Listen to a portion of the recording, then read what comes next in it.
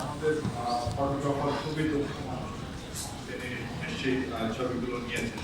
আমি একটু থ্যাঙ্কস জানাবেন আনুষ্ঠানিকভাবে আমাদের হ্যাঁ না এখানে যেটা আপনার জন্য বক্তব্য আমাদের ফিল্মের চিফ এক্সিকিউটিভ জনাব হাসান মাইতি।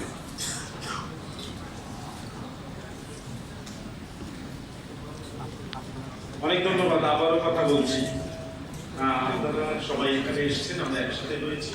2 দিন ধরে আমরা বিপুল লড়াই করলাম।